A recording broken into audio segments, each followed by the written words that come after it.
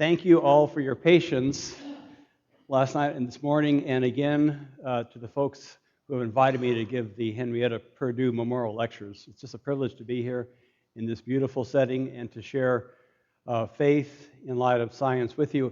We're going to look at one of the most important and challenging areas now because it has to do with us, evolution, and divine action, God the Creator. Let me set the stage by turning your attention to the beautiful window showing Jesus praying, "Thy will be done." Now, however we read that in response of God to his suffering, I think we all would agree that that prayer is legitimate, that Jesus really meant, "Nevertheless, thy will be done," that God's will is done in this world. The question is it done in this world only in human relations, or is it done throughout nature? Does God actually act in the world in some way? Or is God that deistic God that Carl Sagan believed was the only thing for God to do? Get it going in the beginning. I want to make a firm case for divine action, for the God who answers prayers, for the God who works in history, for the God to whom Jesus prayed as his loving Father. So the title of this presentation is "Does the God Who Acts," which is a standard sort of theological term for divine action, or God to whom you can pray as a Jew, Muslim, or Christian. Does the God who acts really act?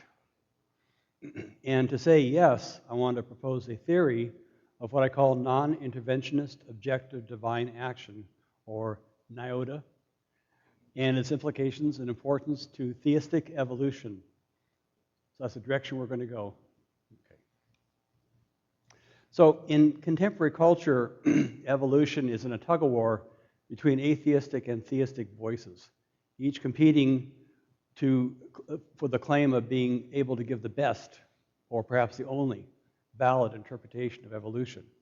So lots of militant atheists out there, like Richard Dawkins and others, say atheism gives them the possibility and legitimacy to be an atheist. Evolution is inherently atheistic. And there are others like myself and many others who say, no, evolution can be interpreted atheistically, but it can also be interpreted as the way in which God creates the diversity of life on Earth and perhaps throughout the universe.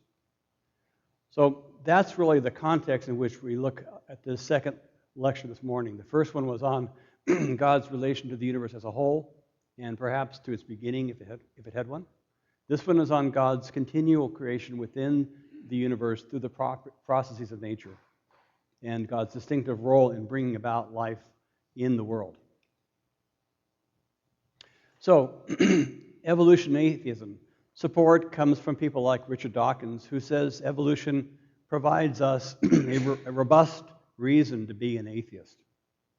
And my response, of course, is to affirm biological evolution as the best science we have within a scope of punctuated equilibrium and self-organization and so on, a variety of voices around that. And to challenge the making of science into a metaphysics or a scientism, right? To honor science's role in culture, but not to make science culture. In particular, not to make science religion, and in particular, not to make science atheism.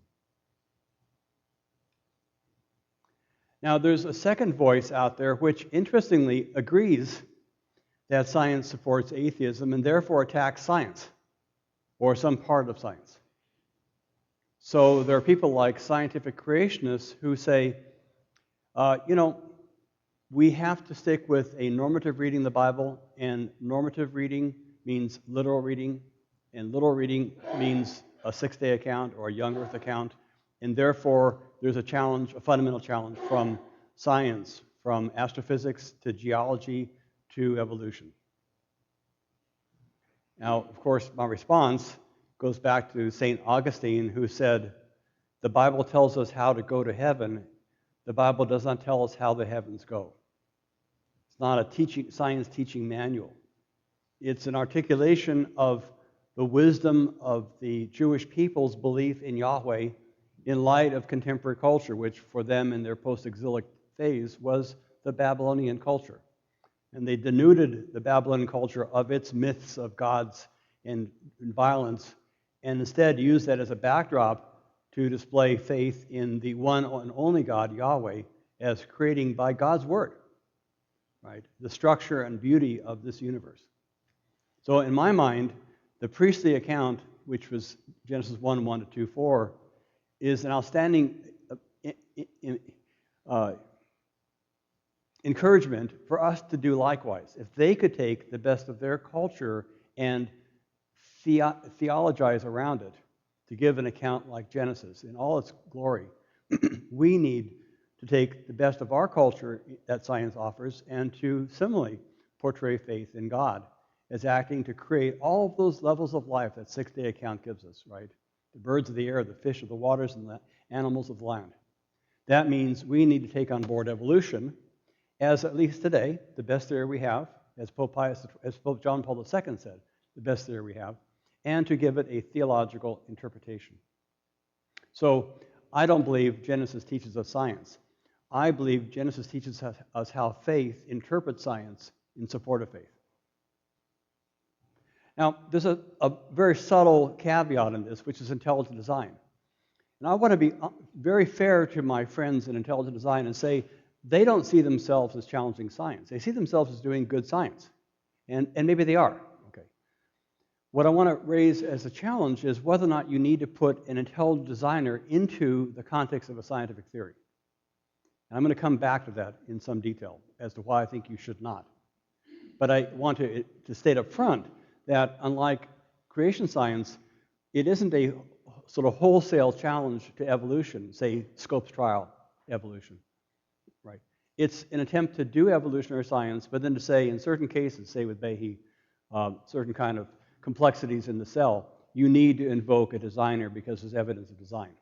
And I want to challenge that particular phone. But nevertheless, the kind of general tenure of the ID movement, and certainly what you get if you read the website Discovery Institute, which sponsors so much of it, is a challenge, a cultural war on science for producing people like Dawkins and giving so much voice to atheism. So I want to challenge Dawkins too, but not the way ID does. Now, here's a little more detail as to why I think, from an intellectual point of view, not from an advocacy point of view, or a social, cultural war agenda, but simply from an intellectual point of view, why I think ID fails, why I think it has to fail. Should we insert God into science?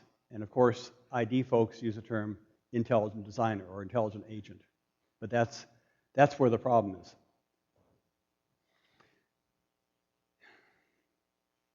I believe that the problem is that neo-Darwinian biology can address the challenges that ID folks bring up. But that tends to get into a debate over details. So I want to step aside from this transparency for 1 second and give you this in-principle argument. It's not in the transparency. If you believe you need to appeal to an intelligent designer to account for the evolution of life on Earth, as ID does, at least at some stages, it cannot be part of those very same creatures which evolved. It has to be a creature which came to Earth and governed the process. So it's an extraterrestrial. Fine, it could be. It's quite possible that somehow ETs were involved in the process of life on Earth.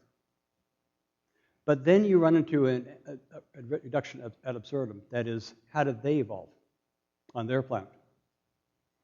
If you need an ET to somehow help evolution on Earth get us here, where did the ET come from? Well, maybe they came from a planet which also had a previous generation of ETs helping them. Okay, where did they come from? First of all, you run up against the finite age of the universe. There couldn't be that many generations of ET on that many planets. But you also run up against the argument of ad absurdum. I mean, you couldn't have an infinity of ETs. At some point, you have to have the possibility of neo-Darwinian biological evolution producing life without the aid of an ET. So if you insist that the intelligent designer is a creature of any kind that helped life on Earth evolve, ultimately you have to appeal to a evolution of life without such a help. And that's what neo-Darwinian accounts give us. So the ET appeal doesn't work. The only other alternative is that the agent that helps create life on Earth isn't a creature, it's God. Well, I happen to think God did help create life on Earth. But that claim isn't a scientific claim, it's a theological claim. When I say with my colleagues who are theistic evolutionists that God creates life, I don't mean that that's part of science. I mean that's an interpretation of science. You wouldn't teach that in a high school science course. You might teach it in a comparative religions course in high school. You certainly could teach it in a college campus as a comparative religions course or as a theological claim. But it's not a scientific claim. So if God is what ID means by the agent, then it's not part of science. If it isn't God, if it's a creature of some kind, then it runs into the absurdity of there being some instance where it wasn't needed, and therefore never is needed. So it's really neo-Darwinism in itself without an alteration. So in principle, intelligent design isn't a separate biological theory, or it's a theological theory and can't be taught in the classroom. Now, I want to agree with ID that there are problems with evolutionary theory, but I want to argue against them and say, in fact, those problems are scientific problems which scientists address using methodological naturalism, which we saw in the first talk is based on a theistic concept of nature. So it isn't as if the science is atheistic. And then finally say, as a strategy, the intelligent design, if you call God the intelligent agent, so ID can be taught in the classroom, you've really sort of mystified the agenda, because you can't refer to God in a public school classroom. But if it's simply a creature, it's neo-Darwinism all over again. So in the end of the day, my problem with ID is that it really doesn't amount to a new science that you could use to replace neo-Darwinism. And if it amounts to a theology of science, that you're interpreting evolution theistically, that's fine. But then it doesn't qualify as something to be taught in a high school class on biology. So that's enough said about ID. I certainly agree with ID in saying science has been co-opted by atheists sort of ruthlessly. And the challenge is for us to reclaim science and to try to make a convincing argument or a persuasive argument that science is open to an account of God as really acting, as long as we're clear that that's a theological argument about God acting in the world and not an argument masquerading as science. Okay. So if we reject atheistic accounts of evolution and we reject those who want to either challenge science, creation science, or sort of change science to introduce God, ID, the really strong alternative is theistic evolution. And I put this list on the board to show how many voices and what a variety of voices there are for theistic evolution. We looked at this last night, but just to say it again, if you look at a list that spans from Pope John Paul II to Francis Collins, you're seeing a great diversity of religious traditions, all of whom in their own way are saying evolution is God's way of creating the diversity of life on Earth. So John Paul II, in his famous allocution in the 80s, that evolution is no longer a mere hypothesis, is really a great theory. We have to give it a theistic interpretation. All the way down to someone like Karl Rahner, who was pivotal in the documents of Vatican II, 1960 to 63, and who was highly informed by Teilhard de Chardin, and who, in fact, even wrote a wonderful article called Christology in an Evolutionary Context, and used evolution as a way of understanding his own indebtedness to German idealism, Kant, Hegel, and this notion of spirit as evolving from matter, to someone like Francis Collins, who's now the head of the NIH, and is an evangelical Christian, and has spoken widely of theistic evolution. He'll talk about this in terms of what he calls biologos, his own term, his own way of referring to biology interpreted through the Logos Christ, so biologos. This is an important and crucial voice in our culture that supports the idea that not only is science compatible with theology, but that theology gives a robust account of evolution that we need in our culture. So there's a list of just some of the people who are in this wide sort of spectrum or rainbow of voices of supporting theistic evolution. Now, yesterday we stopped here. I now want to take it to the next step and first point to the underlying theme and then its problems. The underlying theme is probably best seen in Arthur Peacock's writing, 1979, Peacock's Bampton Lectures, called Creation and the World of Science. If you haven't read them, they're well worth reading, beautiful, rhapsodic, surveys the whole landscape. And Arthur made this really wonderful double claim that, yes, God created the universe ex nihilo, but God created it ex nihilo to have the possibility of God continuing to create within it. That is, God created a universe as such that God could continuously act as creator within nature. God didn't create a universe that was so mechanistic and deterministic, as Newton thought, that God's presence was merely to hold it in place. Instead, God really acts in, with, and through the process of nature. So God acts through chance and law, which is typically called continuous creation. God created the universe ex nihilo to have exactly the combination of chance and law that makes continuous creation possible. So in the context of 1979, Jacques Monod, Nobel laureate in biology, and others were saying chance rules out God acting in nature. Arthur says chance is one of the ways God does act in nature. The very thing that the atheists say is inimical to God's action is, for Arthur, the agency of God's action. Right? It's the way God does it. God acts, to use his phrase, in, with, and through the natural processes. So where we see chance, Arthur sees divine action.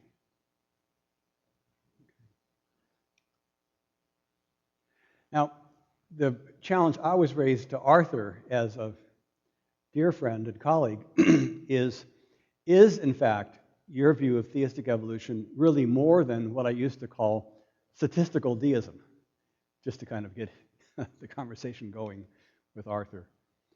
So to put it a little more clearly, if chance and law, which he says are these two modes of divine action, is really just unknown but deterministic law and known deterministic law, then is divine action not interventionist? Let me unpack that a little bit. If chance just means we don't know what made it happen, but something determined it, then it isn't really chance. There's no flexibility in nature for God to be acting. It's just the laws of nature. So you play roulette, and it's a chance that you win, but you never thought that the result wasn't in some ways determined by nature. The way you toss the ball and the way the roulette wheel's turning and the law of gravity and everything else contribute to bringing about the number that comes up, right? So chance is typically just our shorthand for we don't know how it happened, but we know there were causes. Now, if that's the case, then chance isn't different from determinism or law. It's just a synonym for it. It's a synonym for unknown law.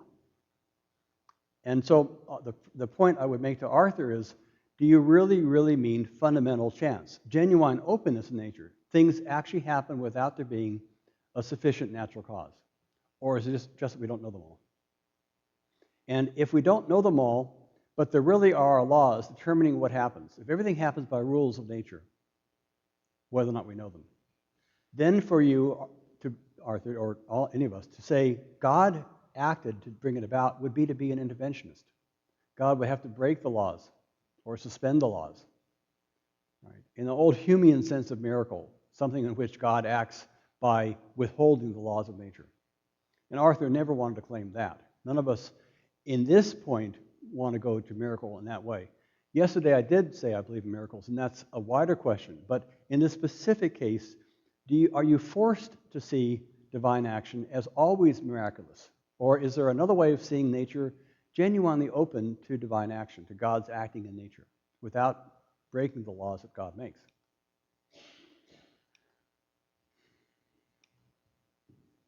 So just to spell it out a little more clearly, if you are forced into the option of seeing God's action in evolution as interventionist, then there are two kinds of problems.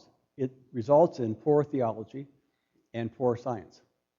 Doesn't mean you can't argue this way, but there are challenges. It's poor theology because the laws that God breaks in certain instances represent God's general action. I made the case yesterday, and I want to say it again, that people are divided on how they see the laws of nature. Physicists typically see them as governing nature, right? So natural processes must obey the conservation of energy. But if you think about it, particles don't calculate the laws of physics to determine where to move next, right? The processes of nature do what they do, and the laws describe those processes. The laws of science are not prescriptive like our social laws, right? Thou shalt not kill is a prescriptive law. They are descriptive laws. They describe regularities in nature where the causality is in nature, not in the laws forcing it. But if you see God as breaking the laws, then it presupposes that the God who is acting to keep nature regular then somehow changes God's mind. The left hand doesn't know what the right hand's doing and then steps in to break them. It seems like a poor way of understanding God's action. God is regularly acting, but then goes against God's own regular action. It's also poor science. If you assume that God breaks into nature wherever, and chance is so ubiquitous in evolution, you'd see it as everywhere, then predictions really can't hold, because you can't falsify a prediction since it might have been that God chose to intervene. It isn't as if your prediction was wrong. It might have been wrong because you made the wrong calculation, but it might have been wrong because God didn't follow the normal processes and actually change them. So it seems to, an interventionist view of divine action, if it's all over the place, seems to challenge both a robust theology of divine action and a robust view of science. And of course, the problem is heightened because in evolution, chance is really everywhere. Variation lies at the basis of molecular biology, where variation underlies the process of mutations in genes, and variation underlies the coordination between those processes and the changes in environment, which produce natural selection.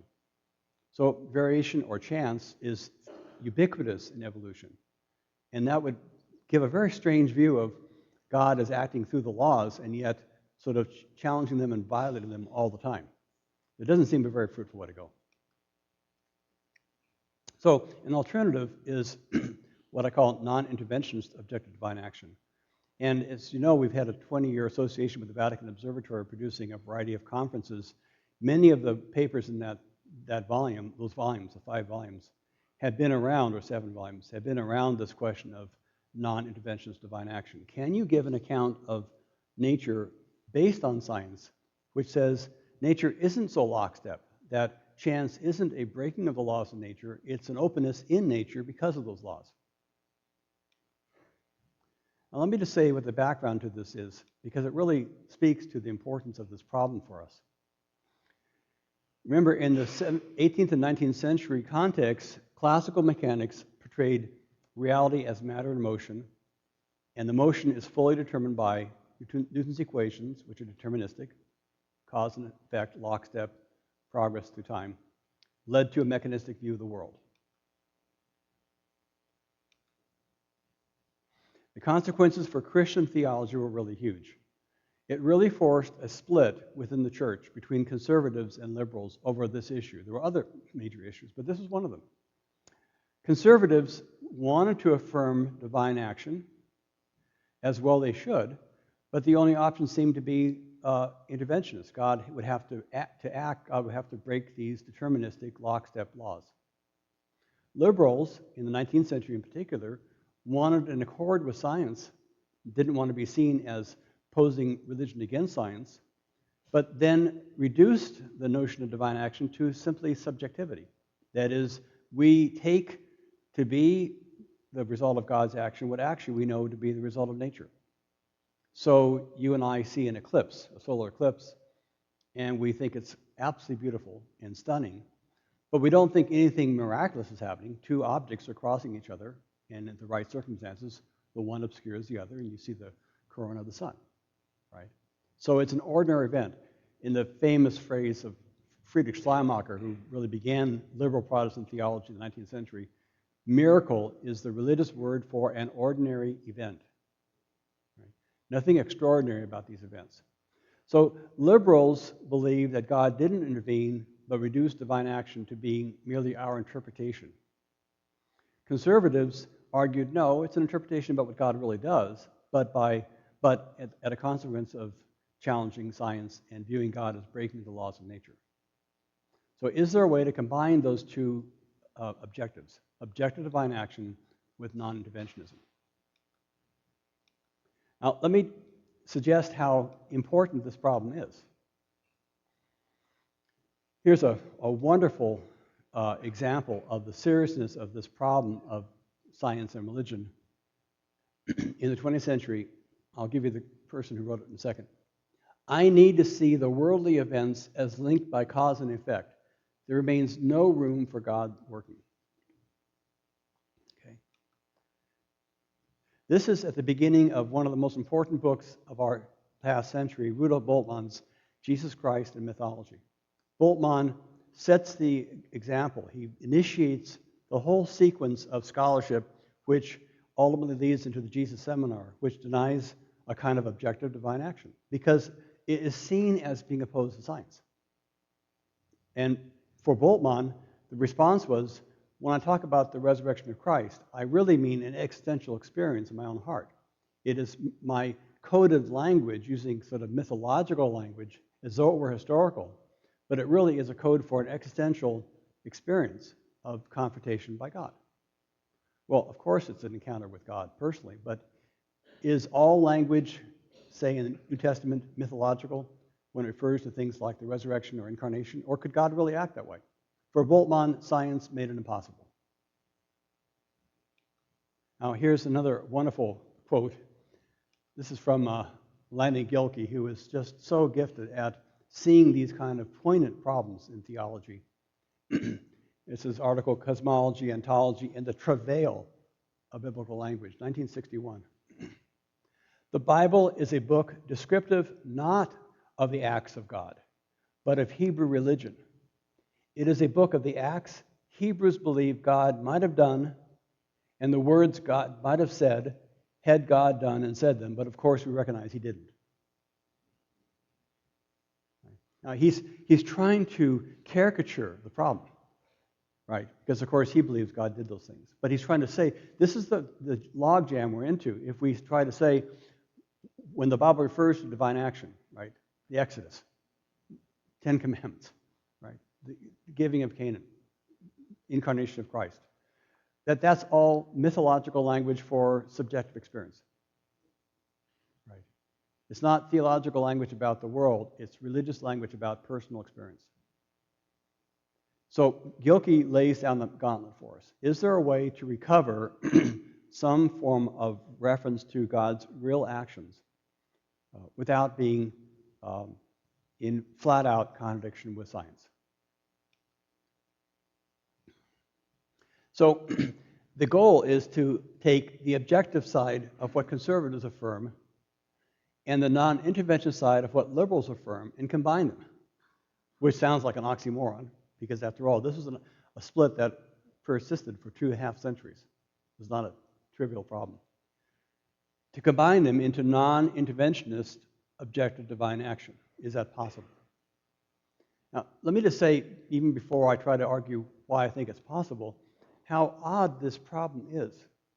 You know, the history of the Christian church is a history of huge divides, right? The split between Orthodox and Roman Catholic in 1054 and Reformation continues through the denominational splits. Most of those were over internal issues generated internally in the church. I mean, how do you read Thomas Aquinas, for example, for Luther, say, or for Trent? Or how many sacraments are there? Or do you need to be a celibate priest to be ordained? I mean, these are sort of intra-ecclesiastical, horrific, challenging conflicts that divide the church. But this particular divide, which typically divides Christians and liberals amongst both Catholic and Protestant sections of the church, isn't about some internal theological problem. It's about divine action. But it's generated first by an external voice called science, interpreted by an external voice called philosophy. That is, philosophy says Newton's theory is deterministic, so it's using Newton's laws, which is science, interpreting them as deterministic, which is pretty hard to avoid that interpretation, but it's still an interpretation. And then it's saying, that's the world you live in. You Christians live in a world in which nature is cause and effect lockstep. Deal with it. And that causes a split between how you deal with it. And we saw the split in the 18th century, 19th century, and 20th century. It leads, in many ways, to the atheism of the Dawkins, because it causes such a split that you abandon the entire project of religion and say, well, of course there's no divine action. Neither objective nor subjective. Okay. So just keep in mind, because this is a really odd situation for us Christians to be in, that one of the things that divides the church was caused by something outside the church. Right? It'd be as if we were all playing football, and then some voice said, stop and play tennis. And we all just stopped and began playing tennis. No one said, who was that voice? And what authority do they have to tell us how to be church? So part of the goal of this research program of non-interventionist divine action is to reclaim a kind of biblical theological account of God's loving, ongoing creation of the world that is harmonious with science, but doesn't give authority to science and philosophy to divide the church. Reclaims our hope for unity around a theological commitment as profound as Jesus praying, thy will be done. Because he presupposes God's will can be done. And that's what's at stake in this issue. Okay? Now, I'm going to propose that the way to get out of this mess is to look at the actors, the philosophical interpretation of the science, and then to say, are there alternatives to that philosophical interpretation and to that science? And I think there are. But it's an open agenda. This is not a done deal. This is ongoing research right now, today. So if NIOTA were to succeed, non-interventionist, objective divine action, the apparent oxymoron, if that were to succeed, it would require, quote, ontological indeterminism. That is, genuine chance, genuine openness in nature. If I use the word chance for our not knowing the real causes, then I want to say openness means there are no real causes. Nature really doesn't cause these things to happen. Nature is the crucible in which radioactivity occurs, or light is generated by the sun. But it isn't the full and sufficient cause. There's no lockstep cause that Newton would have thought about. Is that possible? Is it possible to view processes in nature as fundamentally indeterministic? Well, how would you decide?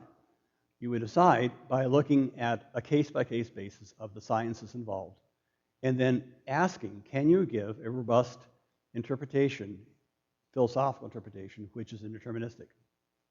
So it generates a research program in science and religion, and that's what we've been doing part of the time for 20 years. Okay. Now let me portray this schematically. I hope this brings it in light even better. If you want an account of divine action, DA, in a deterministic world, Newton's world of lockstep causality, there are two options, objective or subjective divine action. And we just saw that subjective divine action is non-interventionist, objective divine action is interventionist, and liberals and conservatives chose. But what I want you to see diagrammatically is that the split between liberals and conservatives is generated by this philosophical interpretation of physics. Okay. This is a philosophical interpretation of science. This is not a debate between Catholics and Protestants over whether or not marriage is a sacrament. Okay? It's not an ecclesiastical debate. It's not a biblical debate. It's a philosophical debate about science. But it causes this split between Protestants and between Catholics and between Protestants and Catholics. Now, the point is that if we lived in a world in which you could give an interpretation of that world that was indeterministic, that some processes, some levels were open,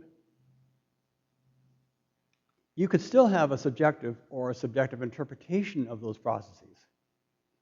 But, and this is the whole key, you now could have a new option. Liberals could still choose the non-interventionist subjective route. Conservatives could still choose the interventionist objective route. But there's a third option, never had before, Nauta. So in this case, the split between liberals and conservatives is overcome because you can have both. You can have non-interventionist, that's what they want, objective, that's what they want, divine action. It's logically possible.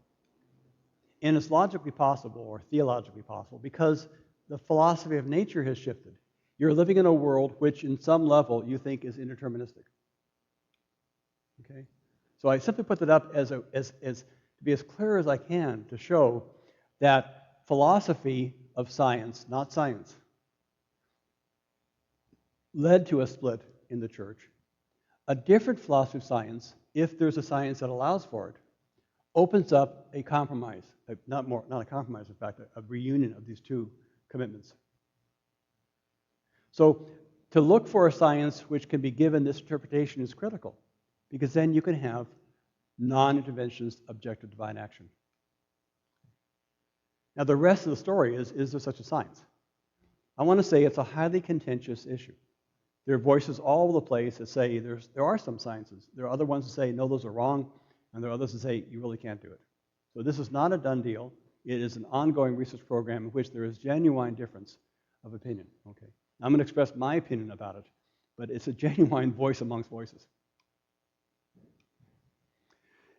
First, there are some typical objections to this, even the whole project, which I want to share with you just for a moment.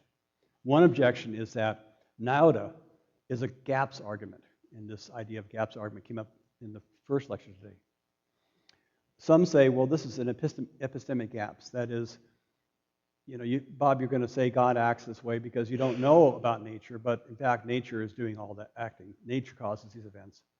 And you just don't know how nature does it. When you find out, God's thrown out of the equation, right? It's an epistemic gap. My response is that if Nauta succeeds, it is not based on what we don't know, it's based on what we do know. It's an interpretation of known science. It's not a lack of science interpreted as God acting.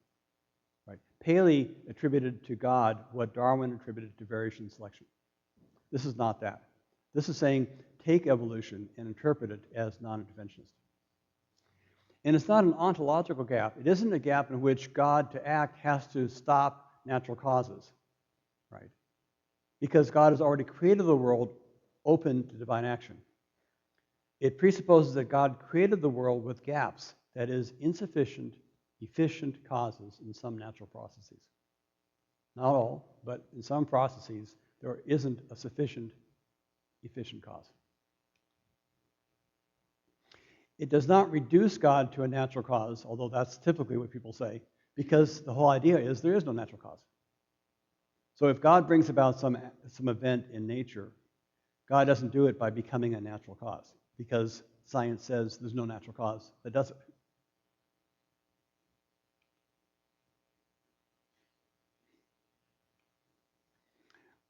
It's based on science, yet these events cannot be identifiable by science as acts of God. This is probably the closest I can come to saying it's not ID. I'm not in some way smuggling God into science. I'm saying science portrays nature as open. Doesn't know why variation happens the way it does, assumes it does by chance, but I'm assuming it does because God is acting in nature. So I'm interpreting chance as a result of God's action. I'm not putting chance into biology to explain the action. Okay. So it does not require we change scientific theories or change scientific methods. Now, let me just say there are at least 6 approaches to Nauta on the table. And I'm going to speak about the last one. But there is a a group of scholars, including Ernie McMullen and Dennis Edwards and Bill Stagers, who will do it as Thomistic theologians, neo-Thomistic theologians. There are people who, like Ian Barber, are process theologians who bring in process philosophy where God is acting within every actual occasion. There are people like Arthur Peacock who talked about God acting on the whole of the world, not on particular events, but on the whole of the world to bring about events. Just like the pot you boil your water in shapes the kind of vibrations in the water because it's the boundary condition. There are people like Nancy Murphy and Phil Clayton who spoke here before, who will talk about top-down causality. So the way in which the mind affects the body is a starting point for seeing God affecting the world. There are people like John Polkinghorne, who will talk about chaotic systems expanding on small initial conditions that are different to produce huge major effects in the world. And then there are people like Nancy Murphy, George Ellis, and myself and Tom Tracy, who will talk about quantum mechanics. I'm simply going to say that all of those actually have one overarching challenge. In my view, at least, unless there's indeterminism at the bottom level of physics, any indeterminism at the higher levels can't work itself out, can't play itself out. If I'm in a straitjacket, no matter how free I feel, I can't move. I can't do anything. Even if nature is indeterministic, unless nature is indeterministic at the bottom level, unless there's genuine different options open at the level of physics, indeterminism at the higher levels can't really make a difference. Right? So top-down causality and the mind-brain problem isn't going to work out to genuine openness in nature. With indeterminism at the bottom level, higher levels can actually make a difference. So I'm going to make the case that indeterminism in quantum mechanics is unavoidable and pivotal. So unavoidable and pivotal. Now, I will not take you through the details. It's just too complicated. I simply want to point out the arguments for it. That quantum mechanics is good news because it can, and I hope you can see the yellow here, it isn't necessarily, but it can be interpreted in terms of ontological indeterminism. There are at least 6, if not 8, or perhaps 10 competing interpretations of quantum mechanics. And they're all different and they're all viable in some way. Each of us has our own favorite, but none of us have shown that that favorite is the best one or the only one, certainly not the only one. So it's a complicated field to work in. How do you deal with quantum mechanics, the physics of subatomic particles, recognizing that its interpretation is ambiguous? Well, the only way you can really do it is a what-if strategy. You take an interpretation, I'm picking indeterminism, and you say, if it were correct, would it give me a non-interventionist account of divine action? Yes, it would. Then you step back and say, yes, but it may not be correct. And you keep that in mind, right? So you work with that interpretation, but you keep it very clear that it may not, in the end, survive. By next year, this time, David Bohm's hidden variables theory might have won out today. So otherwise, you can't deal with quantum mechanics. So you have to get into it via a kind of what if this interpretation were correct, what would it tell us about divine action? And keep that, right up front as you proceed. Now, what's really interesting about quantum mechanics is that it plays a pivotal role in biological evolution. This is the pay dirt. Okay? Quantum mechanics underlies key biological processes such as genetic mutation, which are essential to neo-Darwinian evolution. In other words, the very place where the atheists like Dawkins say, well, there's such chance in nature that God can't act, is exactly where God is acting. The chance that science sees is the result of divine action. It doesn't stop divine action, it's the result of divine action. Now, that's a theological statement. I'm not making it as a scientific statement, but it's a theological statement about science. So what's really wonderful news about quantum mechanics is that if you give quantum mechanics an indeterministic interpretation, which is possible, not necessary, it then applies to the very place in evolutionary biology where chance plays such a critical role, namely genetic variation. When genes mutate, They mutate because of a quantum mechanical process that underlies the making or breaking of hydrogen bonds. That's essentially the process in which genes copy, mistaken copy, recombine. At the molecular biological level, those processes are quantum mechanical. So the bottom line is quantum mechanics, first, can be interpreted in terms of NIOTA, non-interventionist divine action. And quantum mechanics plays a pivotal role in evolution. Therefore, quantum mechanics in evolution allows you to see evolution as genuinely God's action in the world in light of science, not in violation of science. So you needn't introduce God into evolution, nor do you need to see evolution as precluding God. Instead, you can interpret evolution theologically. So let me just move to this. Quantum mechanical NIOTA gives you a robust form of theistic evolution. God really does act in general processes in evolution, and God really does act in specific events in evolution.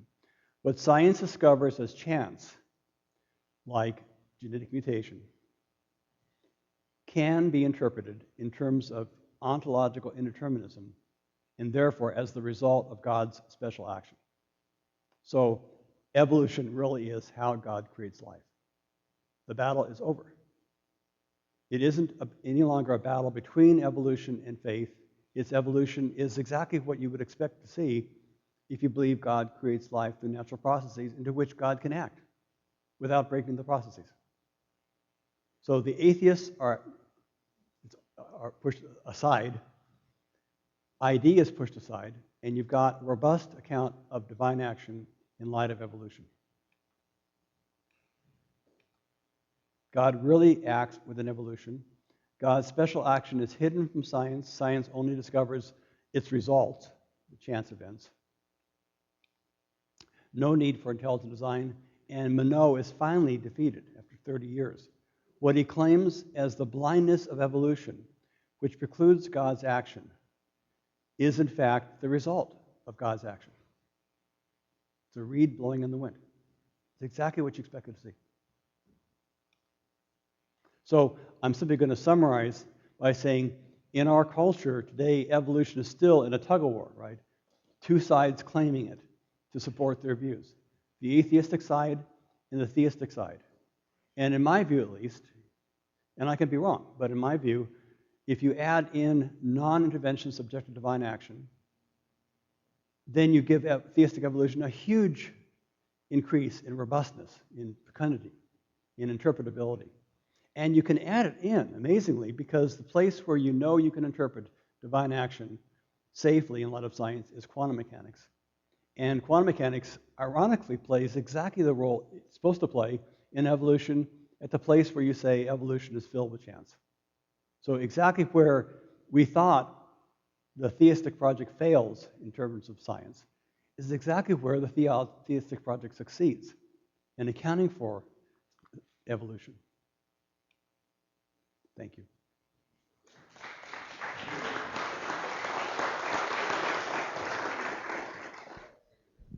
I guess we've been talking about life on Earth, the only place we know for sure that life exists. But, I'm involved in SETI, the search for extraterrestrial intelligence. And we're thinking in terms of life on other planets that may be anywhere from several light years away to hundreds to maybe thousands, even conceivably billions of light years away, although I don't know how we detect such things. And how would all this work out on a different planet with different lives and maybe a top intelligent life form that doesn't look like humans? It would be the same God involved, a different God involved, and and can the same God be involved running things here on Earth and a billion light years away on another galaxy? Thank you. Yeah, I really like the SETI project. I've been a good friend of the Institute for a long time, and Paul Davies has been a fellow at our center. My good colleague Ted Peters just came back from England, where he spent 3 days with the Royal Society talking about how would the church respond to the discovery of extraterrestrial life. So we're all involved in this conversation. A short answer is very positive and very affirmative. I think there's life throughout the universe. Some biologists are going to disagree. Francisco Ayala will say there's no life elsewhere, but I think there is. That's my own opinion. I'm not a biologist, I'm a physicist, but I think there is. I think it celebrates God's fecundity, God's creativity. There's one God, creator of the universe, creator of life.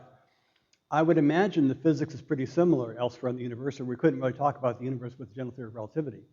If the physics is similar and it's the basis for biology, I would think the biology in its general configuration, you're not going to have left-handed amino acids, but general configuration, you're going to get similar biology. So I expect it to be similar kinds of self-aware creatures, meaning with a complex enough sort of nervous system and whatever else you need to have self-consciousness. So the question I've raised with SETI, with SETI folks for a long time, is a very interesting question, is would these creatures be enough like us that they would experience moral ambiguity and conscience and the problems of rationality? Or would they be so serene, and Carl Sagan thought they were, that they would really be angelic? So Carl Sagan's view of life in the universe was a kind of,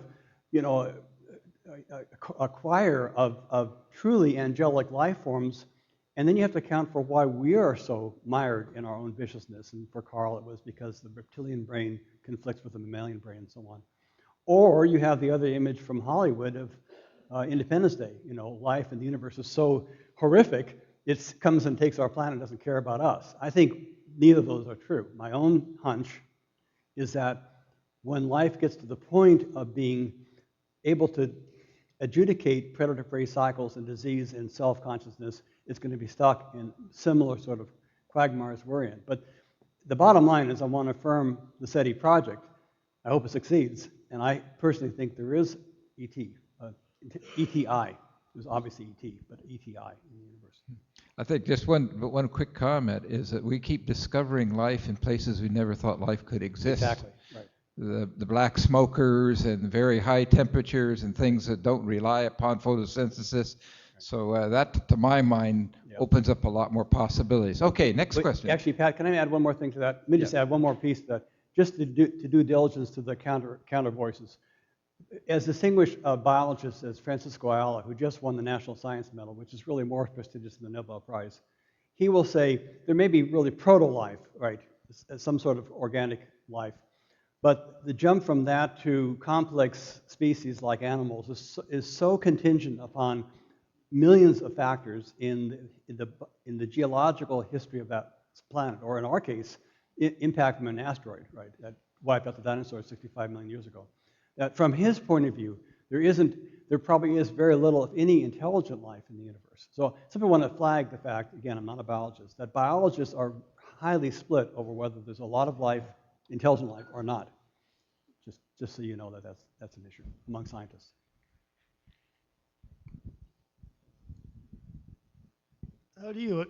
How would you account for the fact that, and I may be wrong on this too, so maybe you want to correct me, that most mutations are in fact harmful and one are failures. Thank you. And if God is just ignoring that part and only intervening occasionally, it's a mechanism that creates quite a lot of suffering. Right.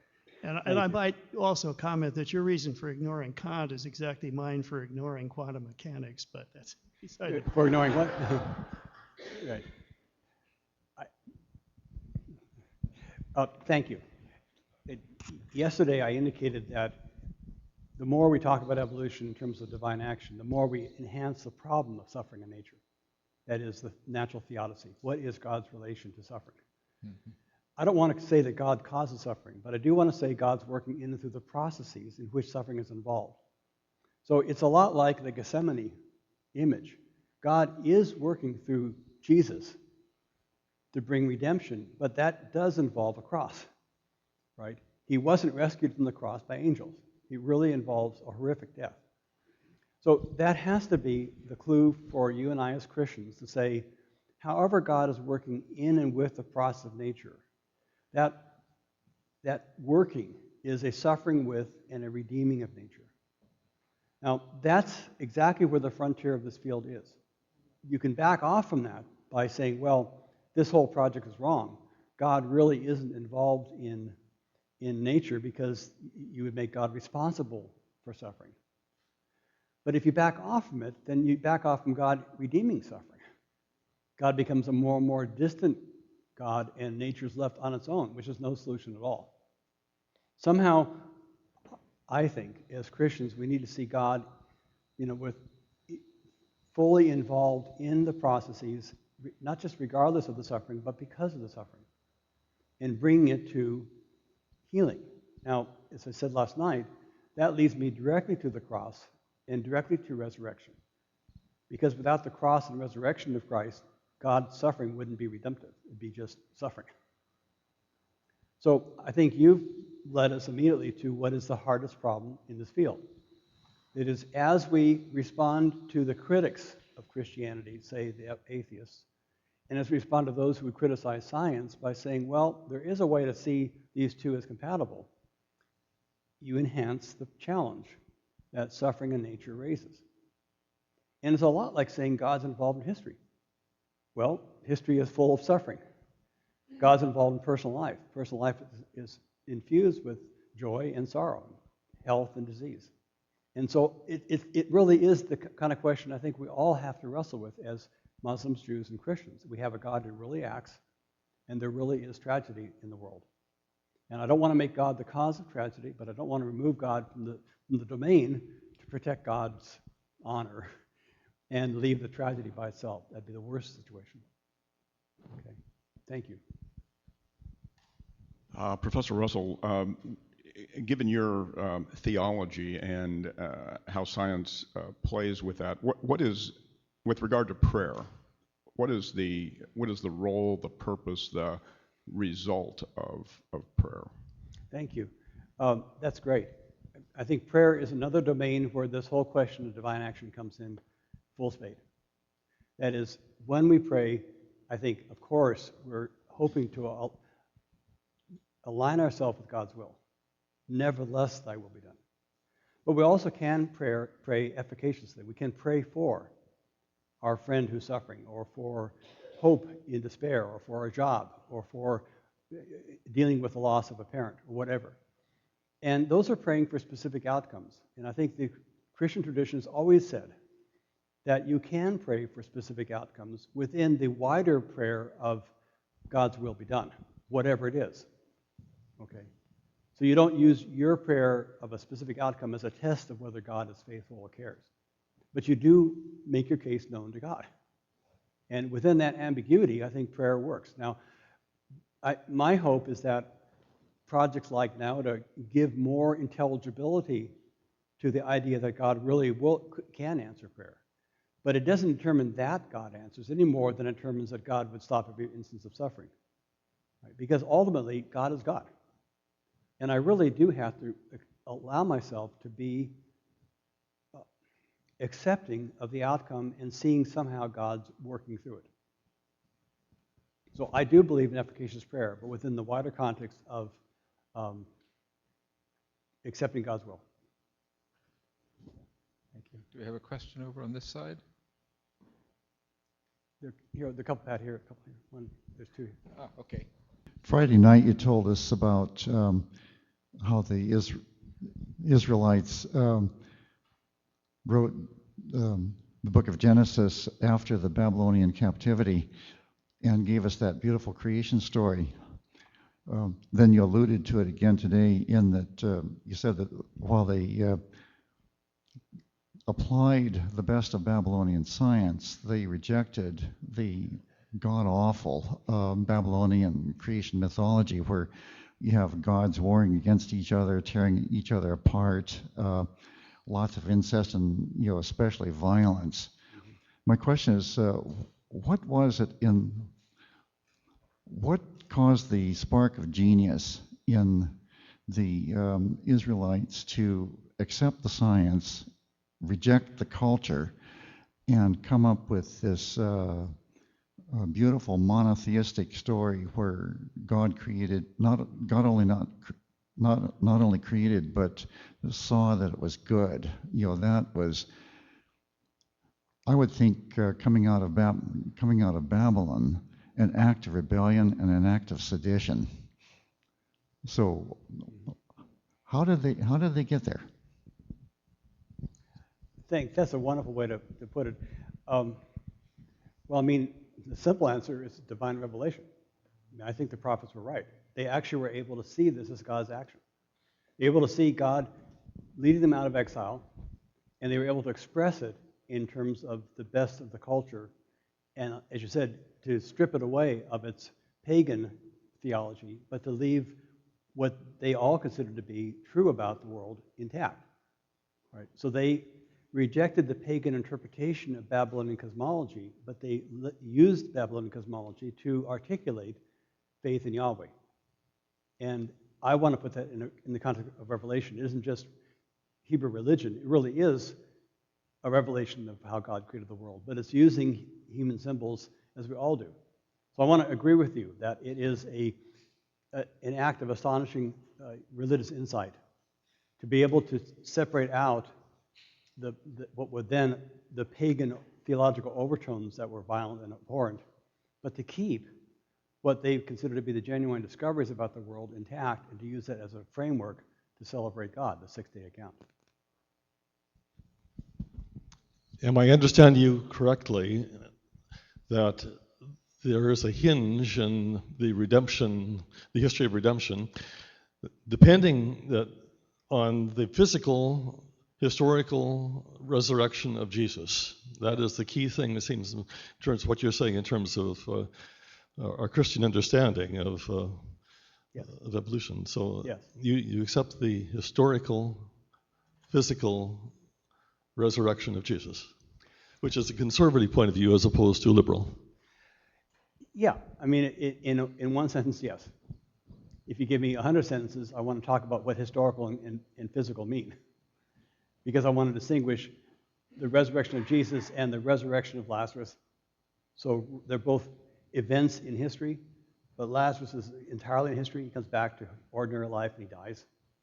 Whereas Jesus, I would say, is an event that goes from history to eschatology or trans-history.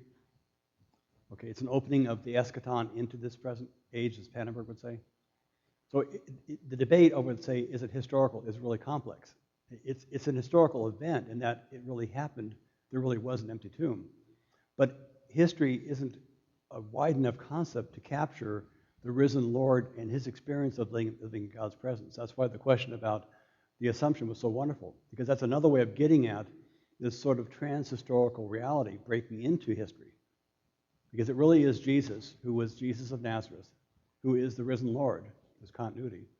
But it really is a way of living in God's presence, i.e. Assumption, which is nothing that you and I are ever going to experience in our own ordinary life, which is fully historical. So I simply want to say, if you want a single sentence, yes, I do believe it. But if I have time to elaborate it, I don't want to reduce it to a kind of science fiction story of this kind of body somehow floating in the air. That's not what I want to say. Okay. It's trying to be something which honors both conservative and liberal voices, just like Nauta tries to bring them together. Okay.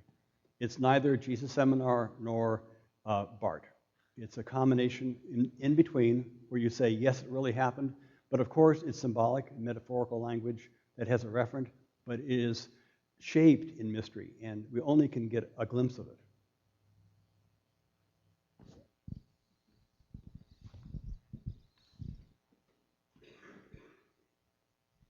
Thank you. You spoke before about theodicy being important and being difficult, and in fact, for me, that's a key point too in thinking. Curious more about your thoughts. Last night you talked about distinguishing natural from human evil. If I think back to the origin of theodicy, Leibniz, I believe, he reconciled it with free will, being the way that he could reconcile that with human behavior. Given, especially dealing with the human evil, behavioral studies, I'm thinking classically about those dirty T-shirt experiments where in the behavior of women, perhaps they become a little bit more statistically unfaithful, depending on the reaction to dirty T-shirts. How we are looking at the biological side, tendency towards our behavior. On the natural side, looking at the two most catastrophic evil events in recent years, the tsunami in the Indian Ocean, of course, the recent earthquake in Haiti.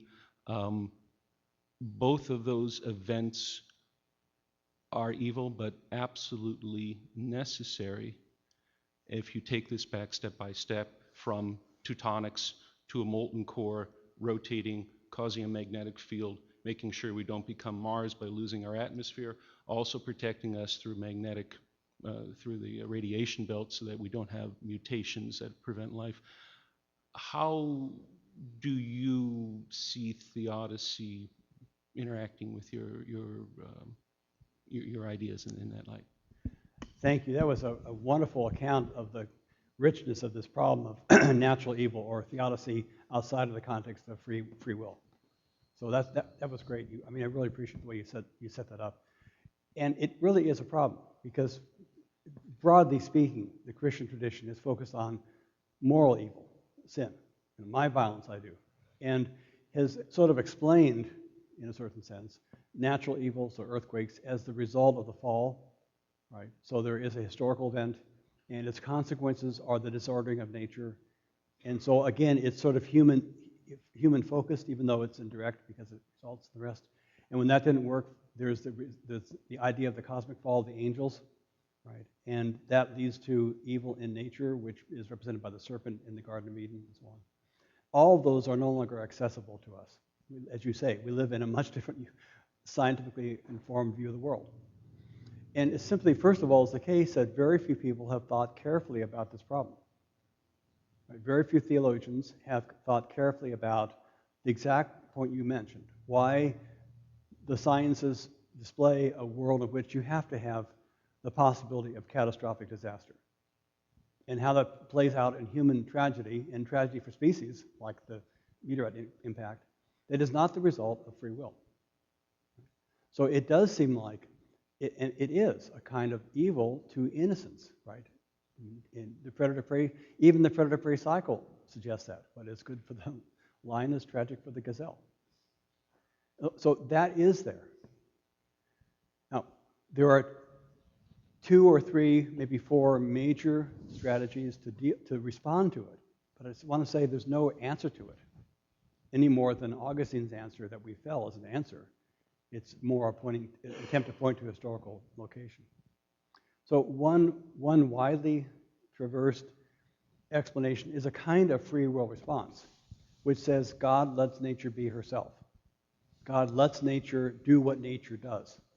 God empowers nature to be nature with all the brokenness and all the beauty of nature. So God did not cause the tsunami, nor did God prevent the tsunami. God allows nature to be what it is because ultimately it produces the multiplicity of life we have and the beauty of life.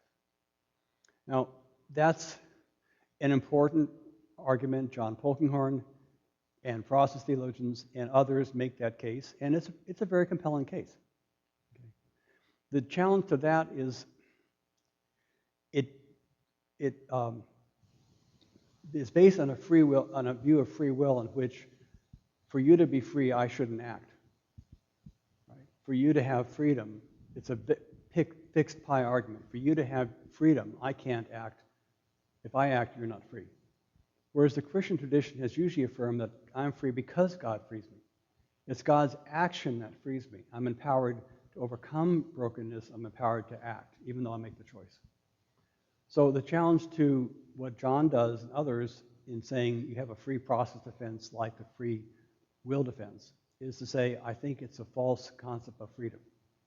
I think God is acting in those events, not withholding God's action. And ultimately, if I thought God was holding God's action, I would ultimately fall back on a deistic God who doesn't redeem. So the other response is to see God fully involved in those processes, but see God fully involved in the healing of suffering in those processes. Not in the creating of the events, but in the healing of the suffering of those events. So you see God act, the paradigm is God acting on the cross to save the world, right? That God's embracing of suffering, even to the point of death, is the way in which God transforms human life from having a destiny of death to having a destiny of eternal life. So I tend to come out of that form of the response. But neither one is a solution to the problem, right? It's not like the T equals 0 Big Bang conversation. It's an enormously more complex and self-involving problematic. And let me just say, probably the best single response to it comes from Phil Clayton in a wonderful interview he did with us in one of our Secret Vatican conferences with the BBC, where he said, I would like to say in the end that life is worth it, that the suffering and disease and death and extinction and the beauty and glory that mark the evolution of life and our being here is worth it. But only God can say that. No, to avoid the end. Good point. Sorry. No. He doesn't. Phil didn't say how you avoid the means end argument, which sounds like it pervades that. I've written on it explicitly, and my response, because of that means end argument, it's not that we're worth the suffering of non-human species. That would be a means end argument. It's that the entire project of life is worth it. The only way I can see to play it out is that every species is worth it. In fact, I have an ongoing conversation with Dennis Edwards, my Catholic colleague in Australia. He will say every species is worth it. I would even want to say every individual in a population is worth it. And then to play that out, I'd want to say there is an eschatological future for every life form. So I would want to say there is a pelican heaven, to use Daniel Day Williams' wonderful phrase. There is a eschatological future for all of life. That would be the way I would avoid a means end argument. Affirm that life is worth it, meaning the whole spectrum of life, and affirm that God is working in it to bring that all to the new creation.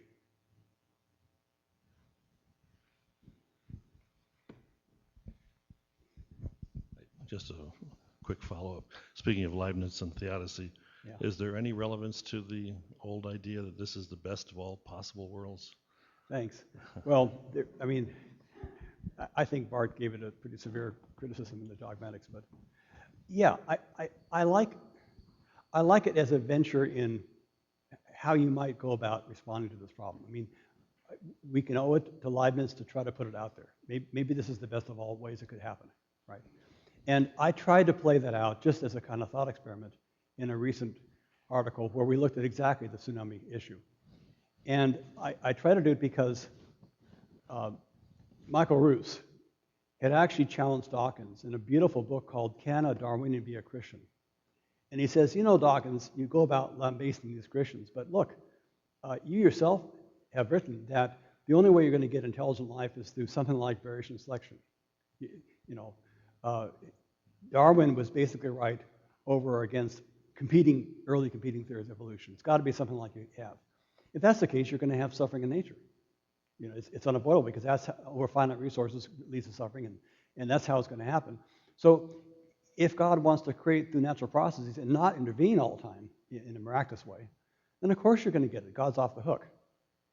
And my response to Michael was, well, thank you, but no thank you, because God created the physics which made the biology possible. And without the physics we have, you wouldn't get suffering, disease, death, and extinction. You also wouldn't get life. So you just ratchet the problem one step lower, and you look at physics and cosmology. So I tried to play the Leibniz argument there. I tried to say, to put it in a long story short, is a universe conceivable in which life could evolve without suffering? And my way of saying it is there a universe conceivable in which life could evolve without thermodynamics? Because that sort of underlies dissipation, disease, and death. And then I looked at scientific arguments for how wide the variation is in the constants of nature, which can allow for anthropic universes, and how separated they are in superspace. And my conclusion was no. I mean, I don't think I think you can no longer answer it. You can't even intelligibly frame the question, because you have to assume a meta-level laws of physics to explain why there's this complex of universes. I mean, it gets to be so speculative that at some point your signals are going off, you're looking the wrong way through the telescope. right? Well, what's the other way? It's not to some primordial fall or some best of all worlds, this is the best God could do it. It's the future. It's the eschatological hope that Christians have, that this world is in a process of being transformed, not a means and argument, right? But it's worth it argument in the sense that Christ's suffering was worth it because it brings about redemption and eternal life.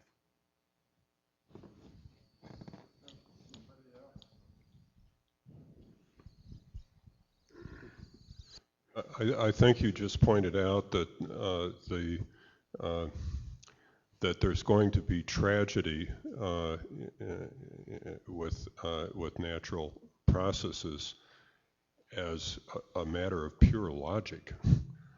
If God were to come to intervene to prevent the earthquake, there would be a cascade of phenomenon that would create even more suffering. Yes.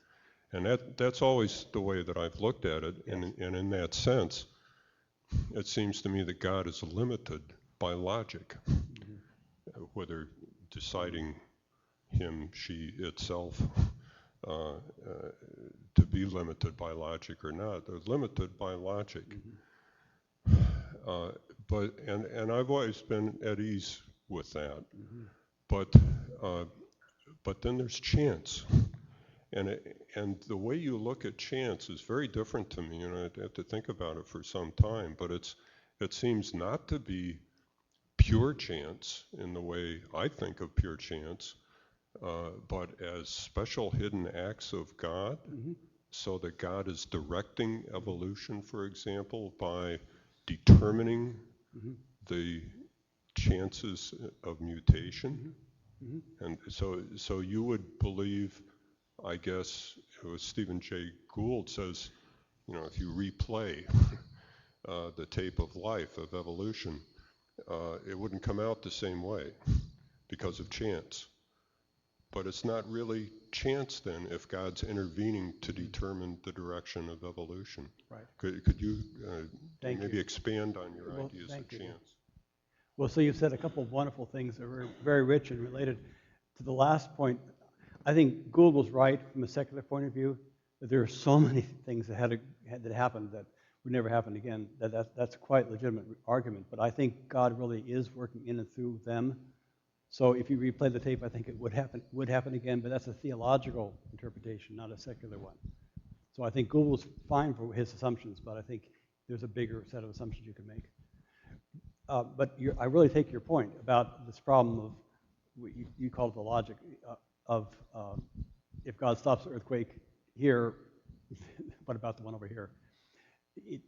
It goes back to a kind of Leibnizian point. Either this is the least suffering that's possible in some way, or God really is responsible for it, for not intervening. So if we don't want that, then this is the sort of minimum amount of suffering that's possible. Is that because God is limited by logic? No, because God creates logic. Why is it the case? And that gets into this whole conversation about theodicy, which I was trying to hint at a minute ago. That is, well, one typical example by Tom Tracy in the evolution book we published is if God eliminated the worst evil, the second worst would be the worst, and you'd never get down to no evil. It sounds silly, but if you look at it carefully, there's an infinite chain of evil, of events that you'd want to get rid of. And then you'd have a world in which God was acting so ubiquitously that it would be a puppet world. There would be no freedom because God's always intervening. There's a great argument from John Hick that for genuine, in the tradition of virtue ethics coming out of Aristotle, if life is about character, about virtue ethics, not just making the right decisions, which it is, but about character, you have to have a history of decisions in which you don't act because of the consequences. You choose the right for what's right, not because you get rewarded. In fact, you may not get rewarded. So there's a whole argument that says what the point of virtue ethics is to emphasize a life of character, not a life of avoiding bad consequences. That means good things have to happen to bad people and bad things to good people, and you have to have a world in which, as John Hick says, it could be as if there were no God. It's this world of a haze in which you have to do what's right for the sake of it, and not because every good act gets rewarded and every bad act gets punished. That's a childlike way of looking at the world, but an adult, a mature way isn't that way. So there's lots of hints. Get rid of the worst evil. The second worst is still the worst. We don't know what would have happened otherwise, as you said. There's lots of hints that the world has to be sort of morally opaque, so we genuinely grow in character. The problem for all of that is what Marilyn Ferguson calls not malevolent evil, basically beyond the scale evil, unacceptably horrific evil. So Nazi Germany or the KT barrier where 90% of the species are wiped out by one event, right? There's no moral virtue to be gained by that. This is just pure and simple, we want your planet and your toast, right? Independence Day. And it's that kind of evil that's always the challenge, right? And that really is one of the big divides between theists and atheists. I mean, let's be really clear. Atheists have a lot to point to for their arguments. And I think in the end of the day, each of us has to make a decision. It might be a Leibnizian decision, it might be a Kantian decision, it might be a character formation decision, but it is a decision as to whether or not we look at that picture and we say, yes, I can see it within a theistic Christian framework, or no. It is no longer possible to see it that way, and I simply have to get that up. And it's not a logical decision, although it should be informed by rationality. It is a personal decision. Okay, I think I'm going to close it off. I'm going to make one or two comments. One comment, the first comment is just a few days ago on PBS, one of the stations, they had an hour-long show on Dietrich Bonhoeffer. And that's an interesting one about morals and ethics and good stuff and bad stuff. The other one is, I think these problems have been going on for a long, long time. Go back to the book of Job. They were wrestling with it way before these things, and the solution you get at the end of the book of Job is like no solution at all. We're left with this problem, the problem we got into of God and suffering. I think we all want to thank Dr. Russell for his wonderful lectures, which gave us some advice, some information, raised some more issues, and things for all of us to think about as Christians and as people living in this world. So thank you, sir. Thanks.